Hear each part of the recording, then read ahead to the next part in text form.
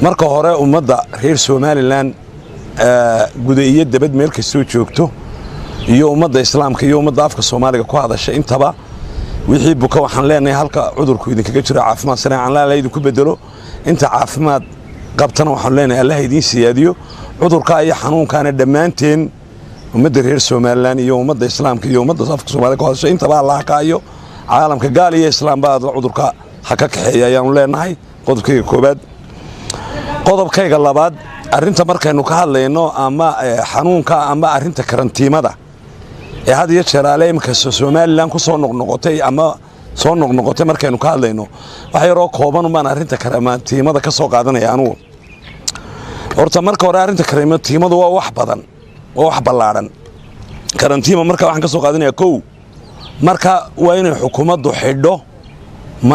riboodada xuduudada badaha waxa soo dhan marka laga hadlayo ka tirimo inay cidi ka soo galin dad ka soo galin waxdadii oo la xidhaa si loo ogaado dadka iimanayay inuu noqdo dadka iimanayay sida caalamku u joojinayeen inaguna u joojino waa qodobka koobaad qodobka labaad maxaan mamnuuc ahayn ee aan karantiimada galeyneen la xidhayn isaguna waa qodob waxaan la xidhayn raashinka qudradda xoolaha nool dawooyinka kaargooyada waxyaabaha dalka soo galaya manaafacaadka quutar daruurigeena wax la xidhayo maaha ee waa wax soo galaya oo raashinku inoo yimaado qudraddu inoo timaado maxaan ku dhahdaa dawooyinku inoo yimaadaan waxyaabahaasuna waa waxyaabaha aan la xidhayn qodobka saddexaad maxaan baxayn hantida dalku haystaaba mamnuuca inay baxdo waayo karantiimadaas si badan karta caalamka isku gudub waaya marka kaydka aynu haysano isaguna waa inaanu bixin wadeen raashin haysano inoo baxay waa inaanu haysanaa haduu kayd inoo yaalo bakhaarada inoogu yaalo baaxmisrigu yaalo waa inaanay dabada u iibgeenin wax dalka dabada uga baxana waa inaanay jirin wax soo gala mooyaane oo cunta oo la cuno sababtoo ah de wuu fogaan karayo waa in ummadda loo ilaaliyo wixii ay haysatay guriga u yaalay ilaa haddii wixii gudaha u yaalayna la raro waxna ay soo gali waayeen waa mushkiladda dadka qabsanaysa kaana waa in ummadda loo ilaaliyo waxa haysato baaxmisriga aan leenahay waxba dabada ha u iibgeenin wixii ay haysateen haysta oo ummadda waaya xukuumadana waxaan leenahay u ilaali hantida dalka u taalay ummadan ee kaydka wahayd inay dabla dhoofiyo oo ay baxdo kaasuna waa qodobka maaragtay isaguna saddexaad ee kamida in la ilaaliyo qodobka afraad ee anugu soo aan leeyahay karantiime marka la leeyahay dadka la karantiimeeyay amba xanuunka laga helay amba la baarayo waa in loo sameeyaa goobo ka baxsan meelaha bulshada waayo waxaan arkay hurdheela cabanayo dad baan lagu soo rogay meel bulshada dhexdeeda baa la keenay in la keena maahe waa in loo qeydaa meel ka durugsan magaalada iyo arrimaha iyo bulshada oo loo sameeyaa dabeedna teendhooyin loo dhisa guryahan guurguura loo sameeyaa dabeedna meel loo hagaajiyaa ka baxsan arrin meelaha ay bulshadu joogto meelo ka baxsanna waa in loo geeyaa oo lagu karantiimeeyaa markaas bulshada la dhex keenin oo qofkii la baarayo laga shakeeyo in meel la geeyade oo aan lagu haynin dadka bulshada dhexdiisii kaasuna waa tala bixintay aan soo jeedinayna leenahay dad badan oo cabanayaan aragno dad baa keenay dadkii baa la yimid halkan ay yimaadeen maadaama sidaan xalayta wasaaradda caafimaadka ka arkayay dad la helay waa in ummadda wax xanuunka lagu tuuma amba la baaray waa in meel lagu karantimeeyo teendhooyin iyo guryaha guurguura looga dhisaa dhul ka fog meelaha bulshada joogto oo loo diyaar gareeyo nusqula looga dhiso teendhooyin loo dhiso guryaha guura looga sameeyo emergency-ga kaasuna waa qodobka aanu soo jeedinayno inaan xukuumadda iyo dadka ku shaqaale ilaalinta iyo sida caafimaadka dadka bulshada arrimaha wasaaradda caafimaadka oo kale qodobka kaleen bulshada u soo jeedina waxa weeye amaamiirta bulshada inay qaatato bulshadu amaamiirta ka soo baxa wasaaradda caafimaadka iyo xukuumadda kale iyo ciidamada nabadgelyada iyo wixii ku shaqaale arrinta amaamiirta ka soo baxday lagu ilaalinayo iyaga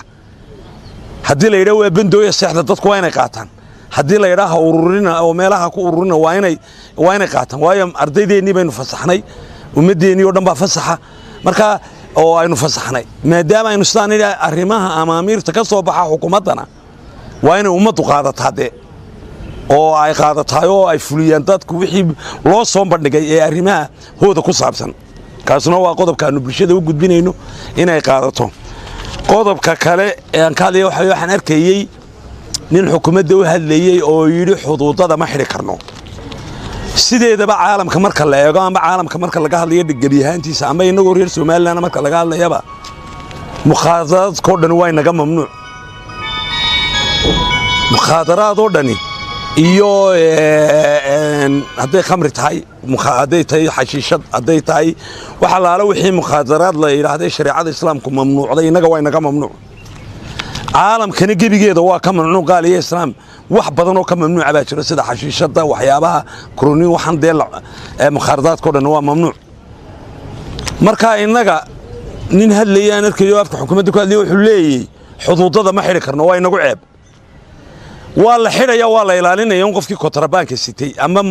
mukhaadaraadka wadi hadduu khamri wadi miyaynu soo daynayna haddii wixii la xidhay miyaynu soo daynayna hadduu mukhaadaraadka ma soo daynayna de haddii la yidhaa qaadka ha la xidho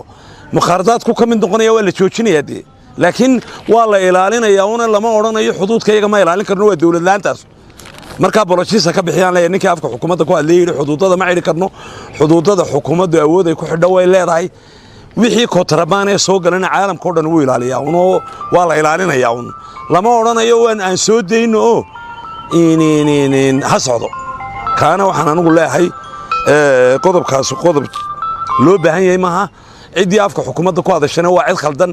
xuduudada waa in la ilaaliyaa oo laga ilaaliyaa mukhtaaraadka si awalba loo ilaalinayay oo dee ciidamaynu leenahay bileys iyo dawlad iyo wax ilaaliya ayaanu leenahay kaana waxaanu leenahay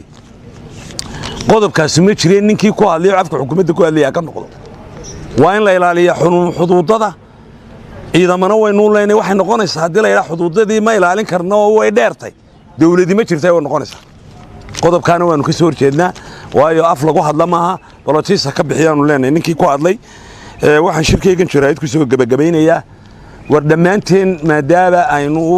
la yidhi cudurkan sida looga qaylinayo dhammaanteen waxaynu u baahannahay shicib iyo xukuumad iyo cid kasta iyo culimiyo caamiyo iyo kulligeen madax dhaqameed markaynu isku wada tagno ummadda reer Soomaaliland waxaanu leenahay in aynu isilaalino dareen yeelanno wada shaqayno ka wada shaqayno mucaarad iyo muxaafid iyo cid waliba inay ka wada shaqayso iyo golayaalba sidii iyo bulshaba sidaynu arrimahaas oo dhan uga gaashaaman lahayn sidaynu difaac u samaysan lahayn sidaynu maaragtay hanti u ilaashan lahayn inaynu dhammaanteen ka wada shaqayno ayaa wax bulshada ku waajiba inaasaan shirkayga jaraa'id ku soo gabagabeynayaa بعد الصحافة أنا وحنا لا هذه أدوش خلينا أنا أدوم معتنتين صحافة أنا وحنا لا إسلا عضو وضع